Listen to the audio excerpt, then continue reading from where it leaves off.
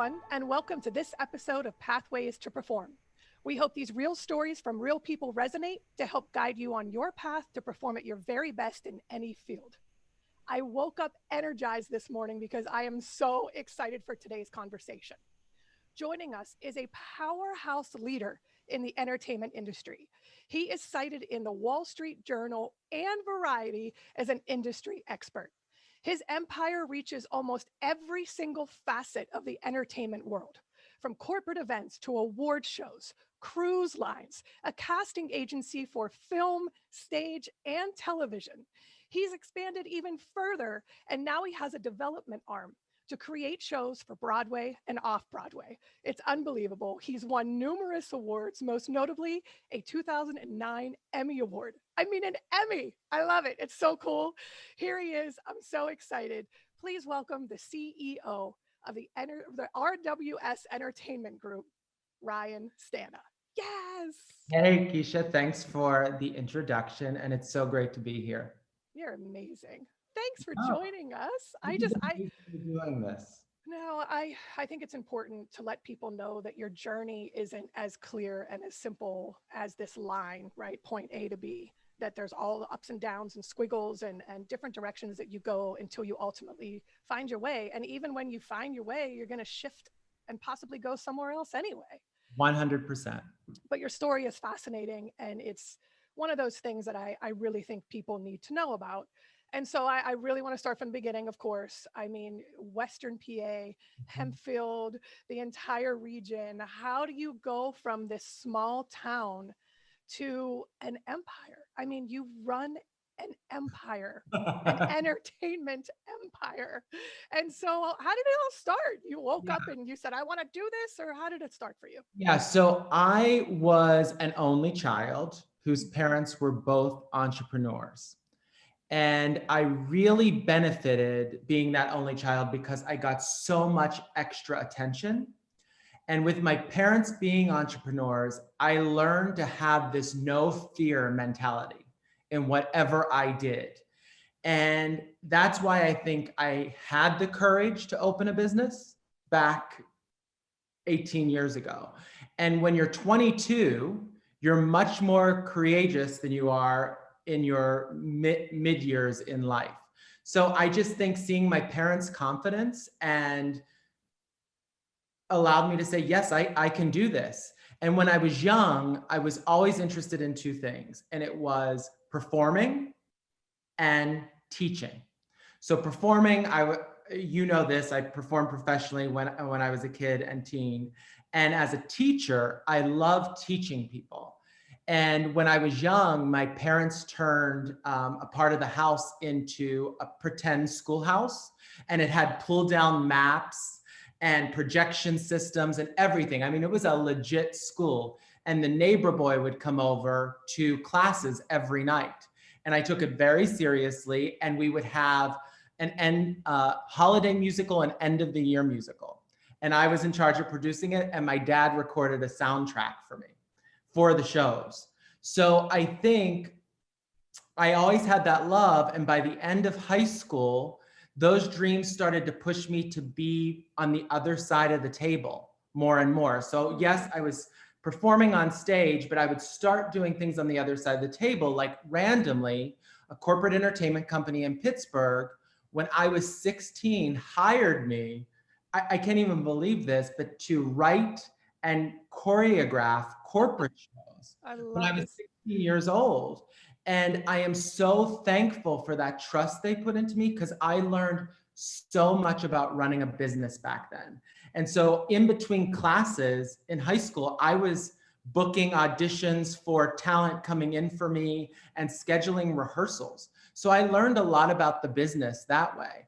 And then right after high school, I went off to college. Then I moved to New York and started as an associate producer for a production company doing, again, corporate entertainment.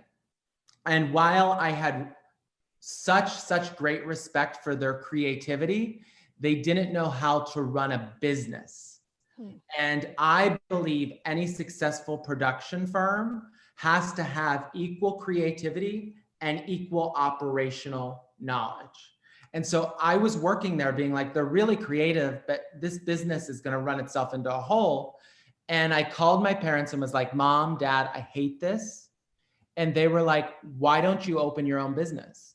And so that day I walked in, told my boss I was quitting, went home, told my roommates at the time that I was going to open a business in the corner of our living room. And I went to the Staples office supply store and bought all my like office stuff. And I sent an email out that night to all people I worked with from high school on through. And I said, hey, I no longer work at this company. I now work for RWS. Please reach out to me whenever you want entertainment. I didn't say I owned it because who was going to trust a 22-year-old? And so those people started emailing me and the phone started ringing and I had my roommates answer the phone. So it looked like more people worked there. I love this. I did not know that. Oh yeah. And so that's great. I would take money off of our utility bills every month if they worked for an hour or two for me when I started the business. So that's how RWS began. Okay, that is a beautiful story. I love that. You were taking money out of utilities, deduction, 1 hour. It was on the refrigerator. I would deduct it down. Well, I think that, that in and of itself is how it works, right? I think people think you snap your fingers, you take out $100,000 loan, and then you just hire people and start. It usually starts with a grassroots. In fact, I think I got that email. Oh yeah, I'm sure. I'm pretty sure that I got that email. But I remember right after that, I booked our first corporate event for Clear Channel. And I'm still, well, not still to this day, up until 2010, I've never taken out a loan. And the business is 100% owned by me. So back then it was, okay, you get an event, that check comes in the mail. I have to live off of half of that check and I have to produce the content with the other half. And that's how I operated for close to 10 years. Mm-hmm. Well, and it's so much of investing in yourself. Yes. So you're putting that money right back into the evolution of your business and development. And I think that's also part of that process. Yeah, but it was also, I was so lucky growing up in Pittsburgh, which I'm always thankful for, is as children in Pittsburgh growing up, you have such a diverse offering for education. So I knew how to direct a show, choreograph a show, know the right people to hire. So I did it all myself. I wore many hats and I always thank that to Pittsburgh education. And so, in Pittsburgh, where did it all start for you? And you talked about training when you were younger, but I don't know if a lot of people know this, but our listeners need to know that you were a musical theater performer first. Oh, yeah. You didn't just snap your fingers and become a CEO. You were a performer, musical theater baby. Yeah, so Pittsburgh CLO, Pittsburgh Musical Theater, and Point Park University was my foundation at growing up. And Pittsburgh, like I said, is such a strong arts city. So many successful artists come from Pittsburgh. If someone interviews with me from the Pennsylvania area, I know they're going to be a hard worker and always want to hire them. So that is one thing as well. But going back to that, my foundation was always Pittsburgh. Successful artists come from Pittsburgh. But what was so great about Pittsburgh and the training I had is we were focused on the training and not the competitions. So now when I move to New York and start to see all these people around me, they were very much about competition-based training. Like I have to win this singing award. I have to win this dance award. And Pittsburgh CLO, Pittsburgh Musical Theater, and Point Park did not do that. And so I think that was a great benefit, and also performing professionally. I mean, we started at CLO, at 13 years of age, I got equity points. And I think that allowed us to know the business as well. So we had strong training and strong business etiquette, which was very important. Yeah, I mean, I believe, and I certainly, this is part of my philosophy, but it is hands-on. If you're Oh, not doing it and not immersed in it and you're not exposed, you're not going to have that professionalism. And it's important as young developing, especially in your formative years, right? To understand how that works because it's important to have those attributes to be successful, especially in the long run. oh yeah. Okay, so Point Park University. Mhm. You were a student of mine. Yes. And one of my favorite memories, it's one of my, I tell all of my students this story, but you were forward thinking then. I mean, you were 18, 19, 20. It was a different kind of program. So I had you for several years. Mhm. You expanded through the department. What I loved and respected about you is that you trained with everybody. And back in the day, you would have like your teacher and pets and these kinds of things that no Right. longer exist. Right. But back in the day, there were people that kind of stayed in their little pod, but you had the wherewithal to understand to take something from everybody. Yeah. And I so appreciate that.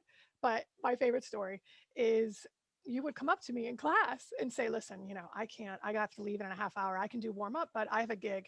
You were Yeah. running corporate events, especially during the holiday season. Oh, holidays. Oh, that was it. I was like, this entire market square was Yeah. your Fun vision. by me. Yeah. I was done. And then at some point you said, hey, can I hire you to choreograph? Do you want to Yep. choreograph? And so I'm working for this like visionary student that back then had the innovation and wherewithal just to know how to do it and was fearless.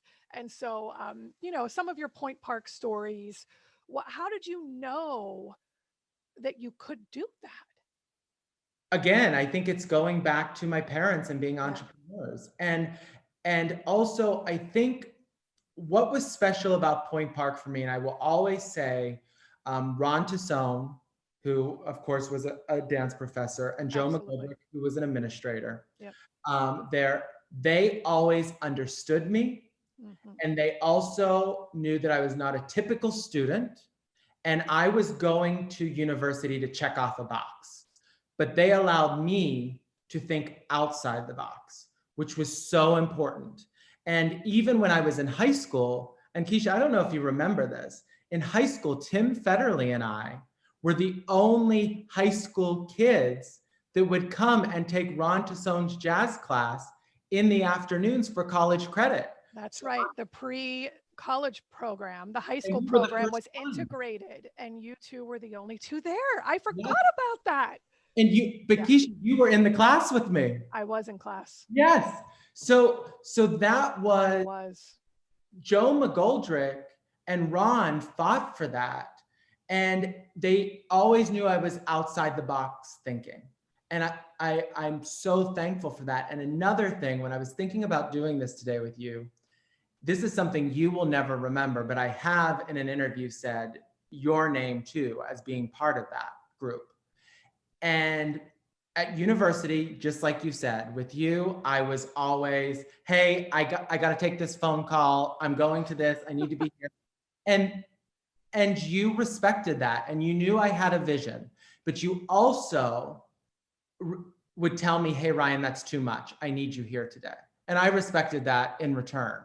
Mhm. But way back in the day at Pittsburgh CLO Academy, you taught at Pittsburgh CLO I Academy. did. I did. I was teaching jazz. Yes, when you were in Point Park as a student.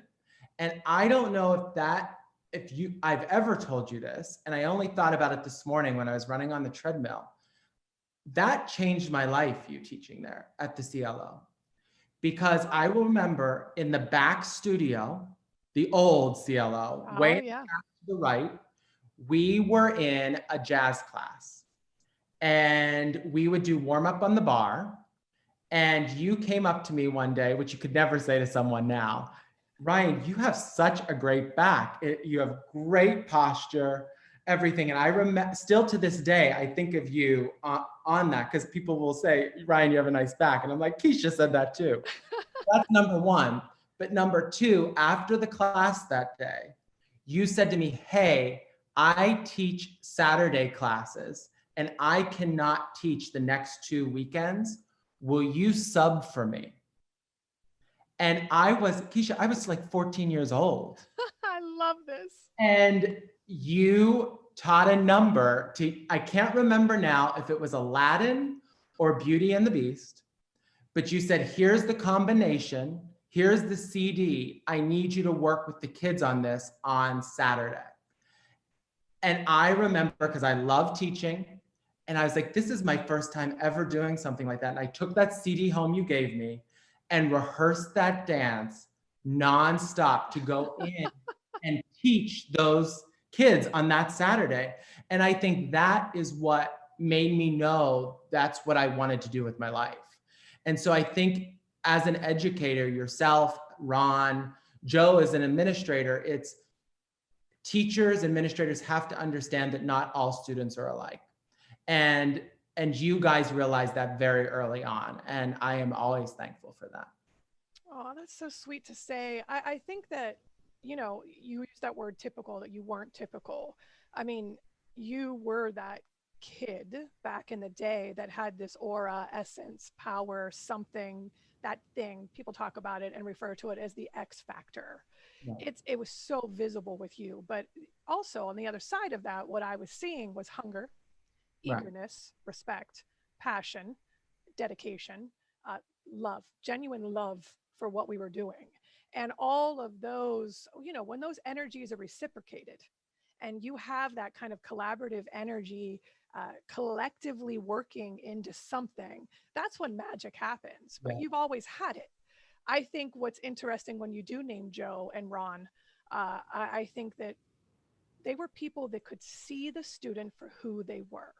Yes. And try to put the student on their path, right? To make sure that it wasn't about what they wanted for them, but about what that student wanted. And correct. I mean, I certainly saw that in you. It was, you know, yeah, sure. But when you're teaching in a collegiate arena, you don't want a student to take advantage.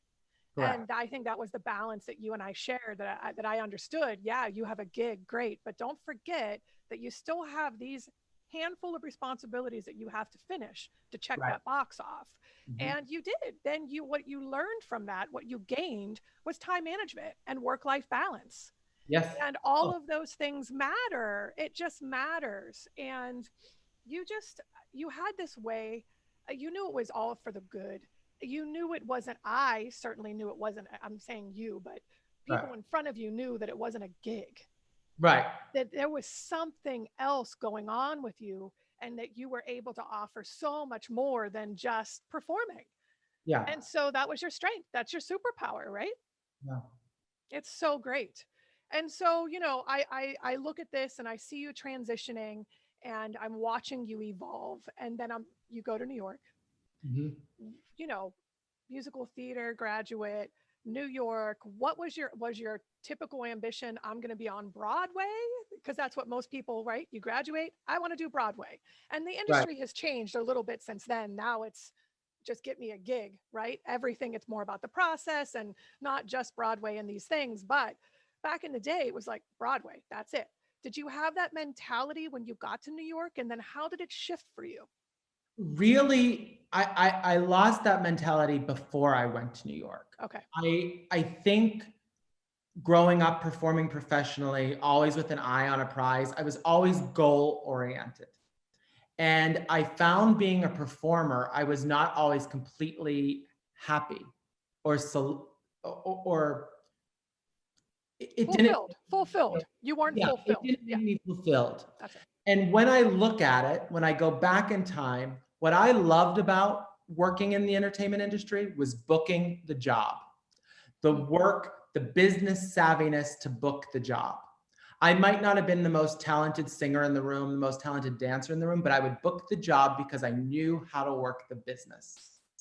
And that's not what true artists do. True artists love creation. They love figuring out creation. Not me. I like to support creation, but my fulfillment got out of booking the job. And that is when I realized, hey, maybe I should follow this behind the table idea that I'm wanting to focus on. And I went to New York with that focus right away. And I thought, let me try it out. If I want to do the Broadway thing, I can. I know the connections. But I'm going to try this side of it and give it a go. And I'm really glad I did, because I respect the art form, but I wanted to make an impact in different ways. Wow. Okay. So to be that self-aware that early on, how did you gain that skill? Was this something your parents kind of instilled in you, or is this just your DNA? It's my DNA. Yeah. Okay. That makes sense. I mean, I hear that from a lot of people. It's, you just know, Yeah, this is what I'm supposed to be doing. And, but at least you were self-aware to, and then have again, savviness and education and intellectual curiosity is so important to kind of go down that path.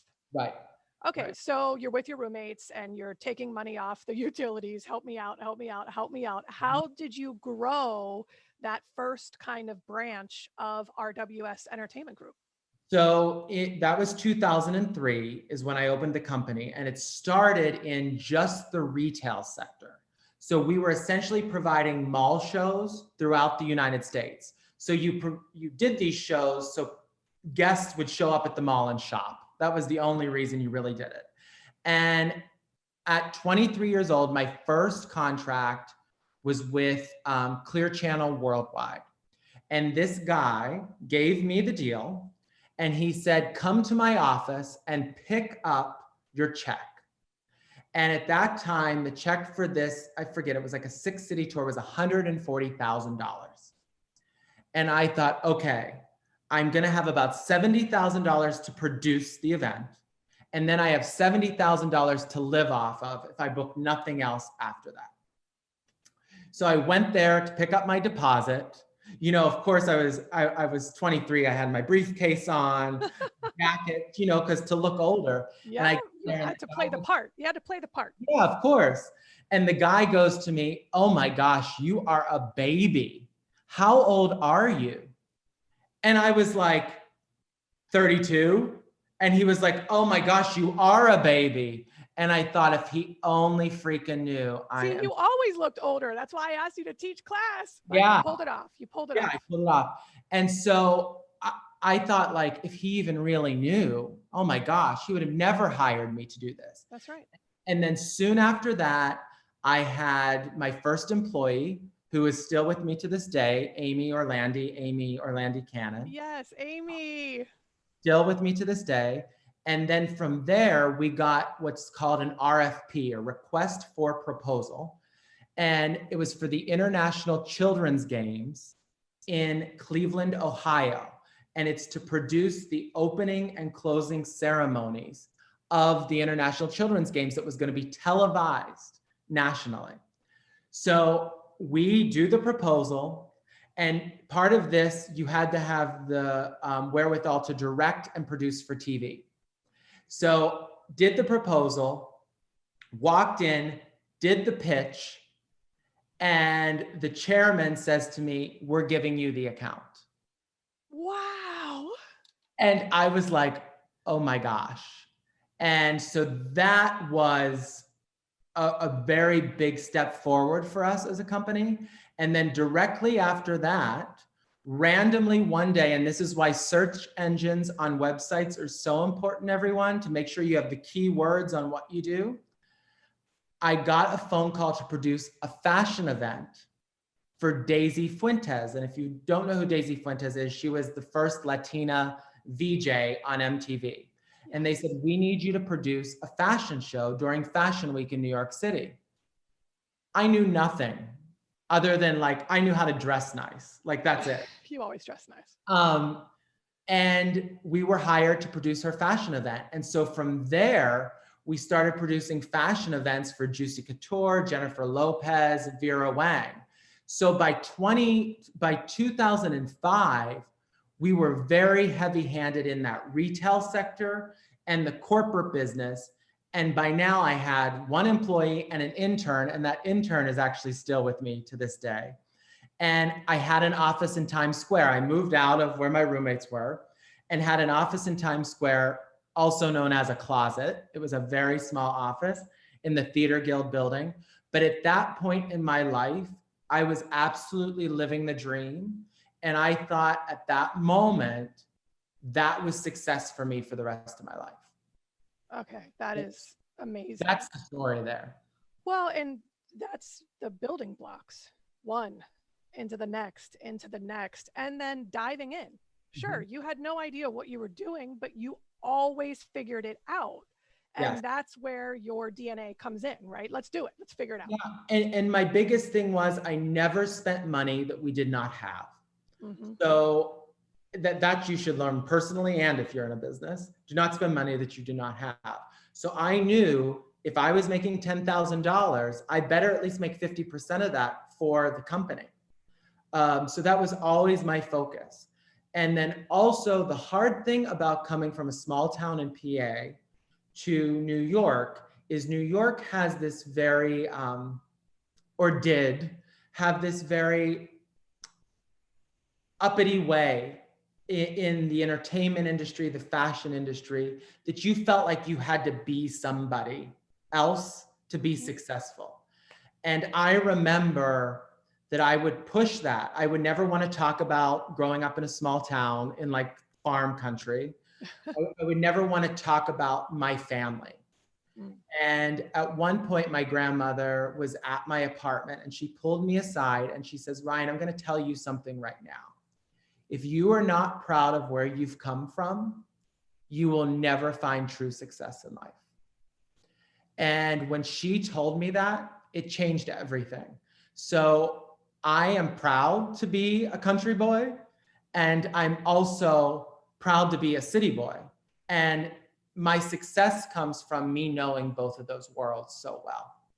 And I wouldn't have that success if my grandmother didn't knock it into me that day, because I do think being your true self as a performer or as a businessman is key to success.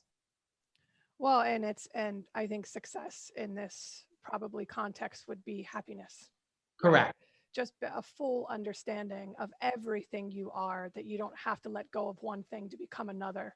And what profound words from your grandmother, of course, experienced and wise, but in Western PA, grounded.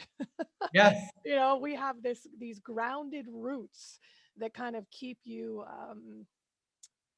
aware and firm in your I would say integrity, right?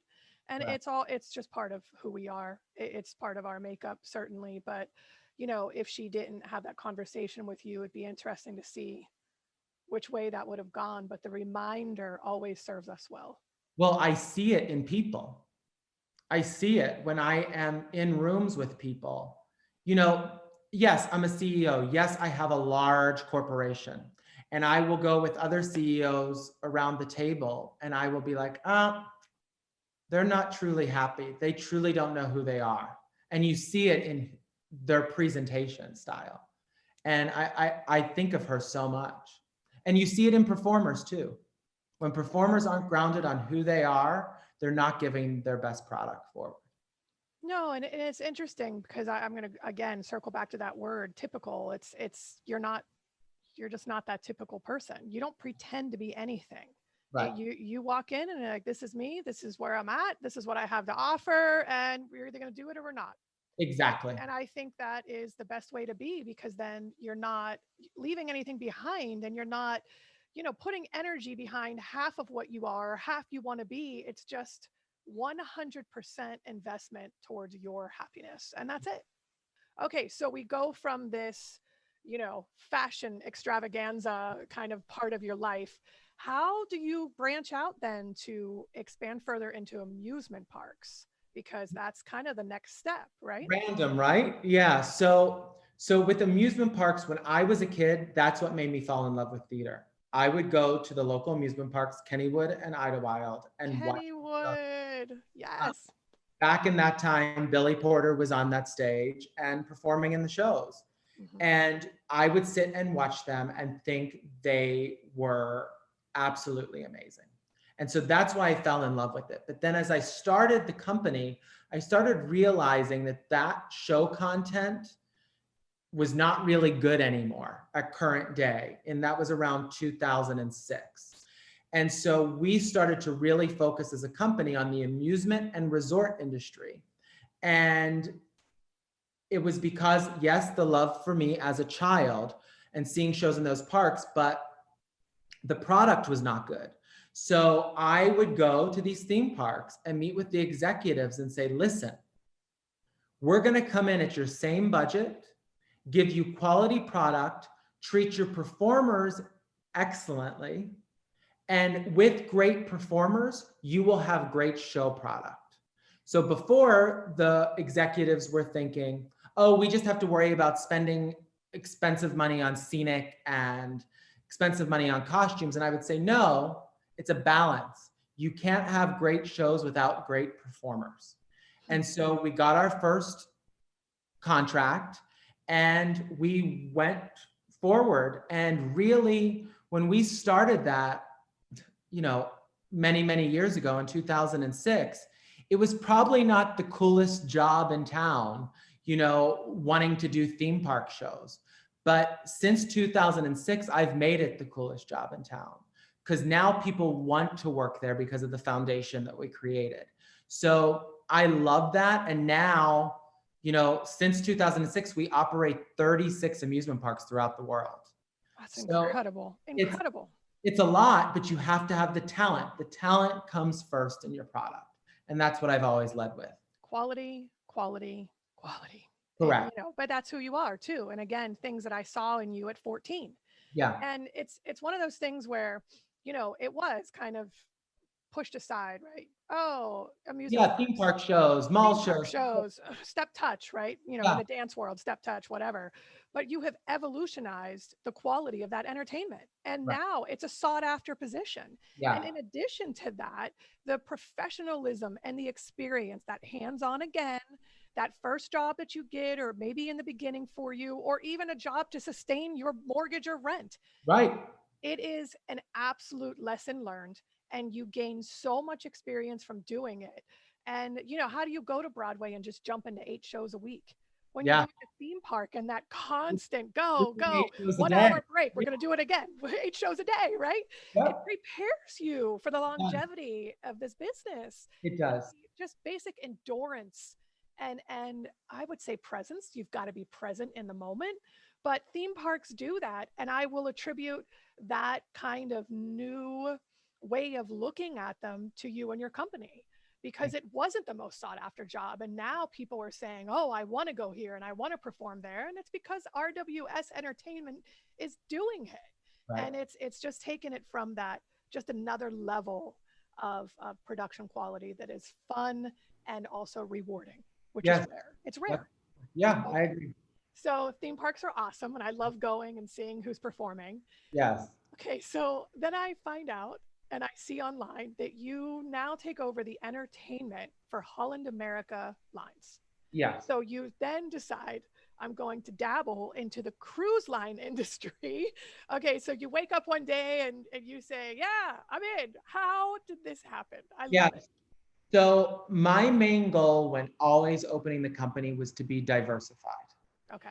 Be diversified and create a trajectory for performers to give them their ultimate success. So about 10 years ago, I looked at our revenue as a company, and 75% of our revenue was coming from the theme park industry.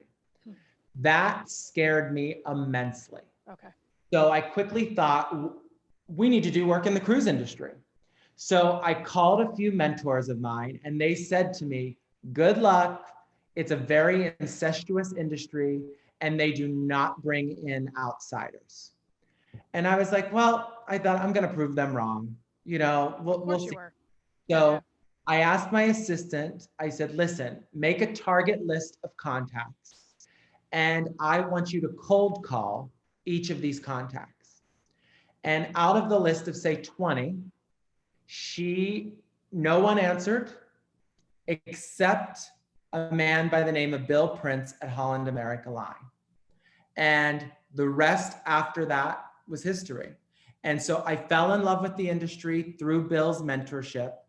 And it has been my goal ever since going into that industry is to open it up and be more reachable to outside parties. So more businesses, more creatives can be part of that industry because it was very closed off. So the company started out with 2 cruise ships, and we are now Prior to the pandemic, we were operating 24 ships throughout the world. That's just incredible. I do want to circle back for a second because you said that you saw that most of your revenue, 75% of your revenue was coming from amusement parks, and that scared you. Yeah. So just to kind of clarify, what does that mean, scared you? It scared me because if something would go wrong with the amusement industry, I would be out of 75% of my revenue. If the amusement industry said, hey, we're going to stop live entertainment, You'd be done. I'd be done. You'd be done. That's exactly right. So I just wanted to make sure that our listeners understood the kind of other side of this industry, is that as much as you can see on paper, oh, we're doing really well, there's a safety net kind of issue going on where you're always thinking, what if something happens? You know, and that's, thank you for clarifying. It just helps us to better understand the behind the scenes and how it really works. And it's, you know, when I would start jumping into these different sectors of the company, I would have employees say to me, we need to really perfect this. We shouldn't go into something else until we perfect this. Well, first of all, perfection is unachievable, essentially. You know, we always say, how are we going to raise the experience? So were we raising the experience in that sector? Yes. So we're going to move on to the cruise line sector. And if we didn't move into different sectors, when this pandemic hit, we would all be, the company would be in major ruins. So I'm so happy we diversified, and I didn't listen to my employees to say doing one thing. Well, no, and I think you're much too smart to well, you just know. You know that it's important and responsibility. You're responsible for all of these employees now. So it's never ever been, that's the one thing about you. It's never been about you. It's always been about growing and sustaining. And what I love is exactly why you said another reason to take on the cruise line entertainment sector was so then these young performers can go from a theme park and work their way up into a cruise line contract. Yeah. And that's who you are. You've, again, the educator coming out in you, because you care. You genuinely care about evolving this industry, evolving the career of others, and evolving the way we see things. Yeah. And, you know, you mentioned perfection, and how do you reach perfection when one person sitting next to you loved the show and Right. the person on the other side of you thought it was okay or wasn't paying attention or was distracted or whatever? This industry is difficult that way as well. Yeah, I mean, look, at the end of the day, you know, art is subjective, but our job at RWS is we have to provide entertainment for the masses that gets a 99% satisfaction. And that is the hardest job that we have. So people might say, oh, that's not very artsy, or that's not very creative.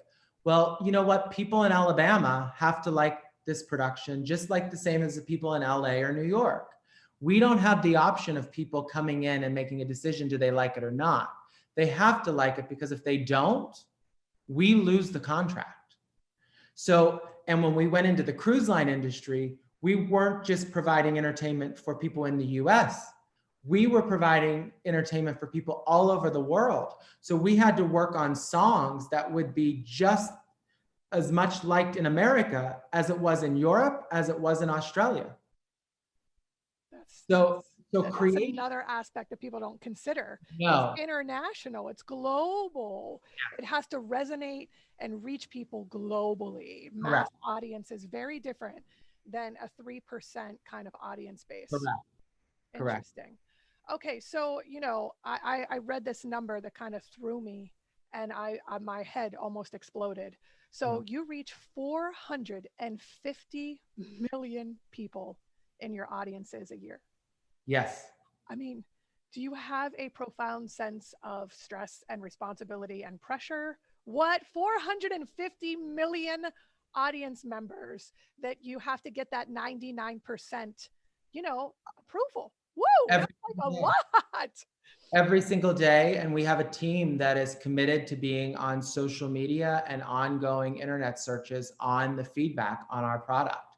So if something's not going right, I know before the client calls me to say it's not going right. And with what we produce, we do not have, in a typical theater, you go into a workshop, you go into previews, and then you open. We have a workshop, but we have no previews. So what we put out there has to open and go from day one.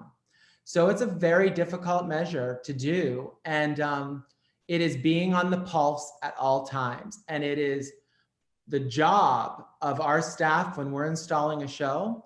We would start back in the day and our staff would sit there and you want to cheer on the performers. You want to clap for them. And I would say, we sit there, we do nothing, we do not react. We watch the audience. Well, and that's the best gauge. That's the best gauge. That's right. Watch your audience. And if people walk out in the first number, we're in major trouble. And if they walk out mid-show, we're in worse trouble. Because the opening number we can change. Mid-show, we're a good 40 minutes of content. It's going to cost a couple $1 million and we can't change it. So, you know, you want to support those people on stage, but it's a rule of thumb for anyone at RWS. You sit, you watch the audience.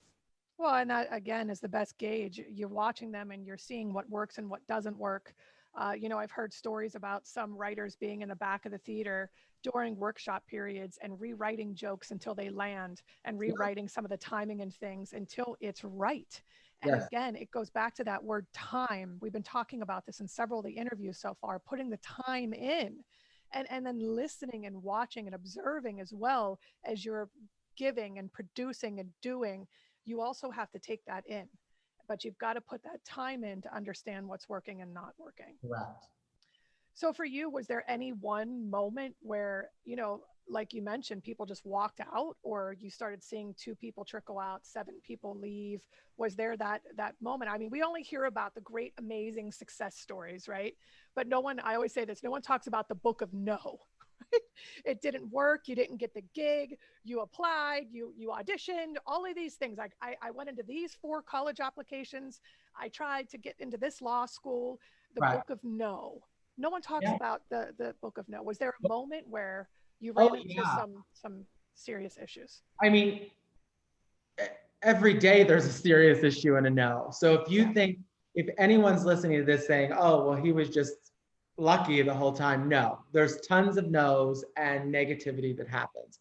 And one I can think of is we were hired to produce a show on a ship, and we went through 6 creative teams to put this show up. They would rehearse it, we would workshop it, corporate would come and look at it and say it's terrible. Wow. And we would go back again and it was terrible. And then finally they said, you're not succeeding at this. We need to bring in a creative that has worked for us before, that we want them to put this show together for you. And that was like a knife in my heart. And they put the show together. I watched it. I thought it was absolutely terrible. I thought it was going to fail. I go to watch the show, and at the end of the night, the entire audience rose to their feet and was applauding and cheering. And I had to walk out, go to the bathroom because I was so uncomfortable. And I looked and I had like red blotches all over my skin. I'm sure. And I was so upset because I thought these people were right. And we are being hired to provide them entertainment, but our clients were right. And the next morning I'm in the coffee shop and my client said to me, do you want to continue this relationship? And I said, yes, I do. And he said to me, there's a difference between us hiring you for your creative and us hiring you to operate what we creatively want. And that was the change in everything for me. Well, that's a defining moment. Yes, because we needed to, it wasn't bringing in an RWS product. It was bringing in a product that that client wanted. And not only bringing it in, but operating it well. And that is why I say our success as a company is equal creative with equal operations. Because creative people tend to be disorganized and operational people don't tend to be creative. So we combine both, and that's how we've kept doing what we do. Well, and answering, again, awareness of what the client is wanting. And we learn from these experiences. If you didn't have that experience, you wouldn't be able to cover all of these different things. But Right. now, because that happened, you move forward and probably a better listener and understanding what the client wants versus your creative, personal. Well, yeah, Again, it's subjective. also, they could say, hey, we want an ocean theme. Well, okay, we're going to produce a show with an ocean theme. But it wasn't just that. It was like, we want an ocean theme, but we want it done this way. And that was a learning moment for me. I was just used to delivering a show with an ocean theme and having it be great. But there were certain things they wanted and they were right. Because they knew the client, the theater, wherever you're at, they know their audience better than you. So if you're a director, if you're a choreographer, if you're working on something for a theater in mid-America, listen to that theater because they know their audience more than you will ever know it. That is great advice. And it's important that we take that with us. And it's another reminder because you don't know. And you said ocean theme, and I went, you can go all the way from more character cartoony type things to, the essence of the wind, of the blowing through the ocean waves. I mean, there's so many different ways to go about doing it. But if they know their audience and what they would respond to, that's where success happens. It's that true collaboration. But very few partnerships work out where magic does happen. But and when it doesn't and something's just not gelling, you can learn so much from those experiences that will benefit you in the long run. Yes. That's fantastic. And so with all of these experiences, so many different branches. I mean, I know you have the casting agency. Yeah. So aspect now. It's awesome. Yeah. So again, it goes along. So in 2016, we purchased Binder Casting. So Binder Casting is part of one of the top 3 casting offices in New York City.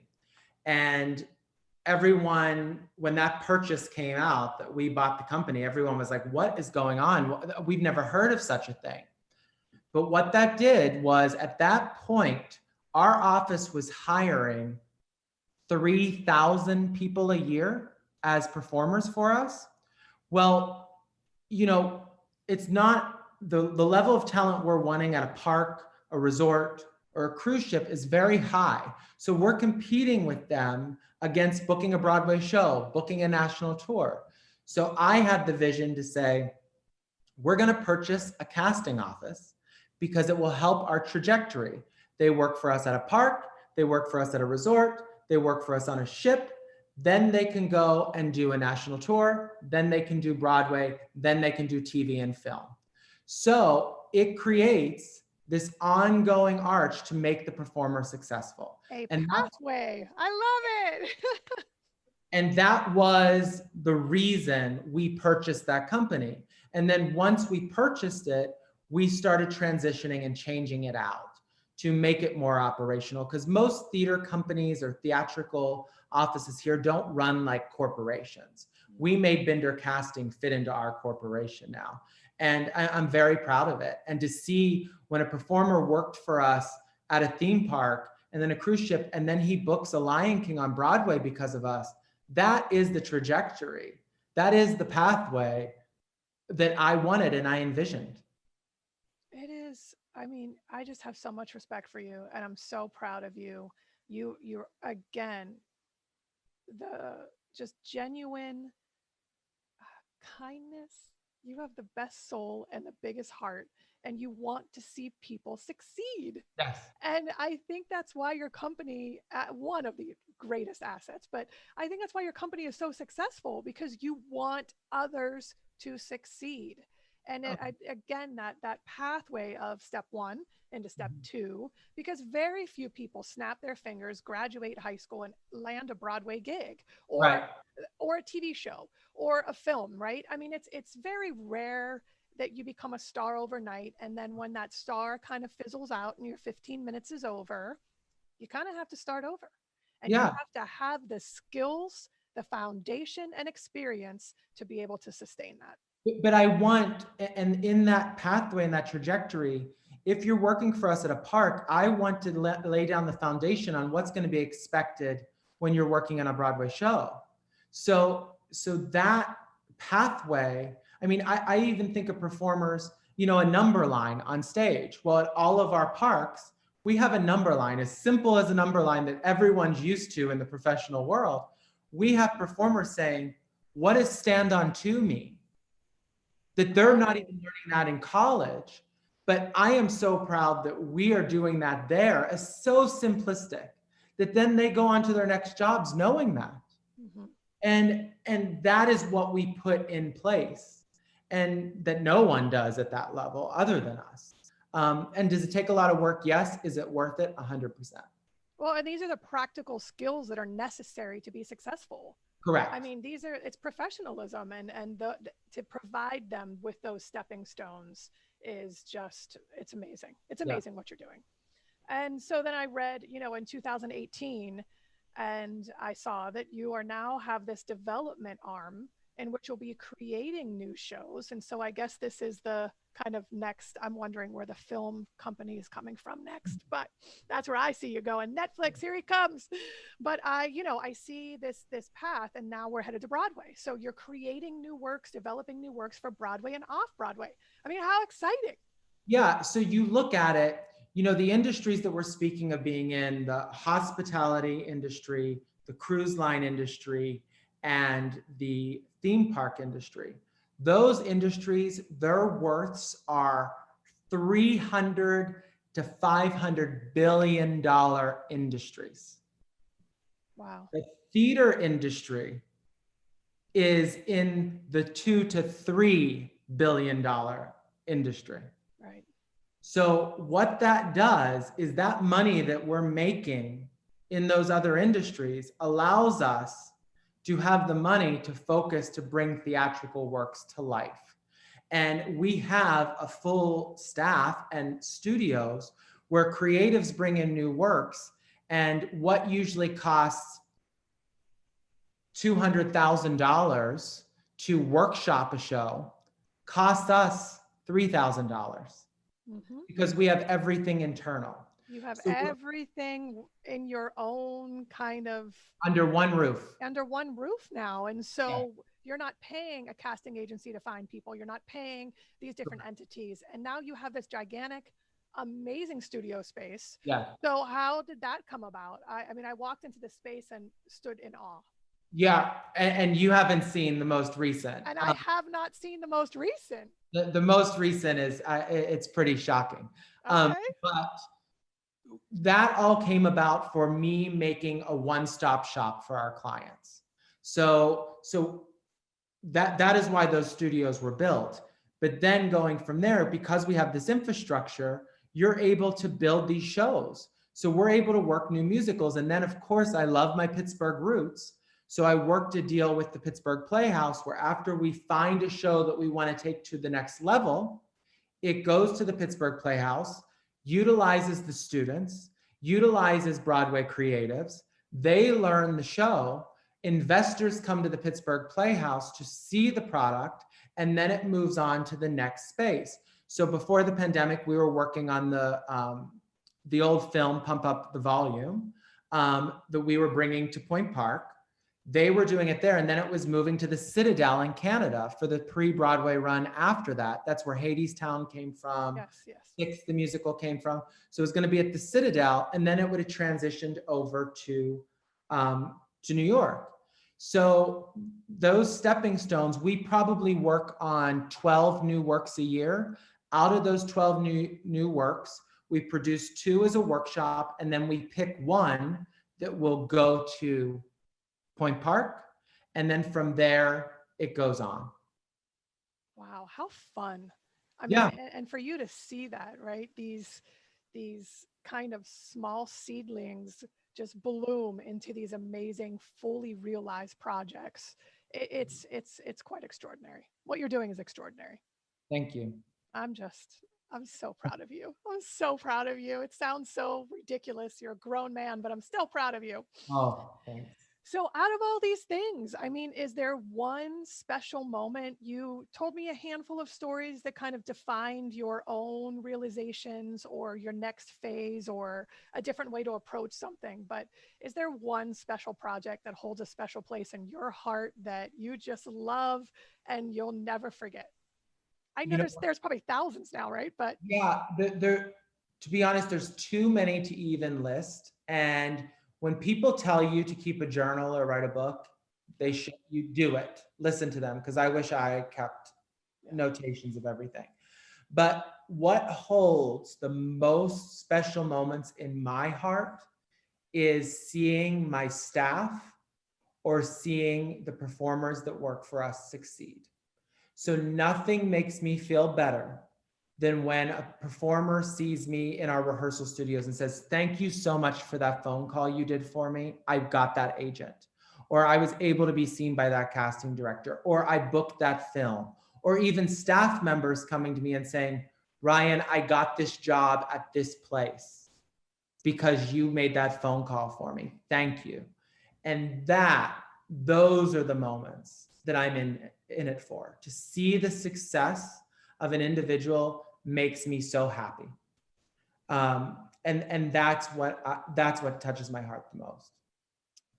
because you have the biggest heart and you're the best person, and I love you. You know what I think what most impresses me is that you haven't changed a bit. You're the same exact person. Older, a little bit of Botox. I understand.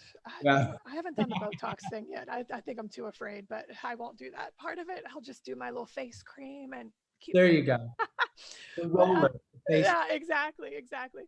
But I just you're still who you are, and it's always been about supporting other people and the betterment of the greater good. And it's who you are, and I'm so glad that we've had this conversation.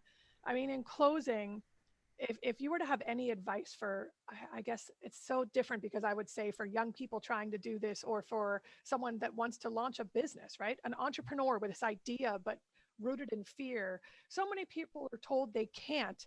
And you had these amazing parents and the story about your grandmother, and everyone was telling you, you can, right? Mhm. It's so important to tell people that they can. But how for you is there, I mean, I don't know if there's one piece of advice that you could offer our listeners, but do you have something that you could share to keep people going? So two pieces of advice that I would suggest. One is always follow your goal no matter what people say to you. If you have a vision and you have a goal, focus on that. There were so many times when I was starting this business that people were like, "Oh, Ryan Stana, he does those mall shows." Or, "Oh, Ryan Stana, he does those theme park shows. Good luck with that." Um, that was hard to hear, really hard to hear.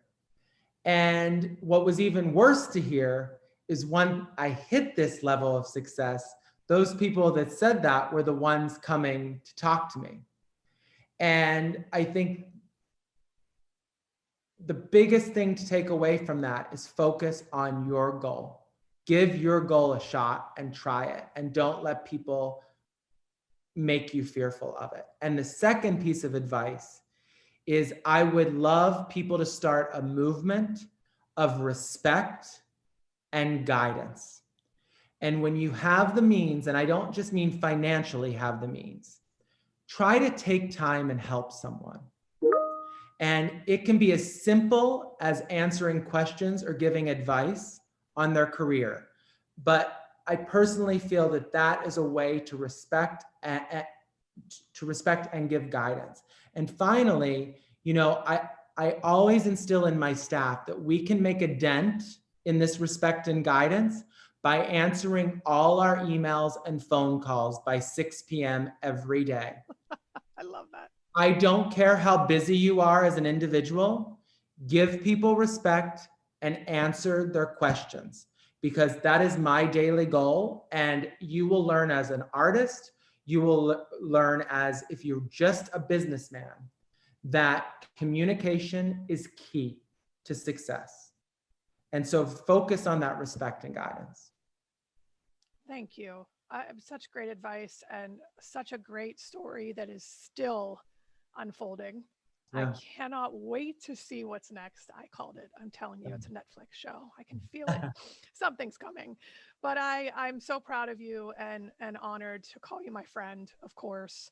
I mean, we share these stories so we allow others to believe that they too can achieve these things. And coming on the show today, your story is extraordinary. The journey is extraordinary, but rooted in your truth and your groundedness and values. It's really about the joy of seeing others succeed, and that shines through and continues to shine through from when you were 14 until now. And And, it's been such a pleasure. and Kiesha, the same for you, and you providing this opportunity for me and also the opportunity for all the artists. It's a lot of work to do what you're doing, and it's going to pay off to you and it's going to pay off to the artists, because people need advice more than ever now. And this is what it's about, and you should be applauded. Oh, you're And so I sweet. love you as well. I love you. Take care of yourself, and we will definitely connect soon.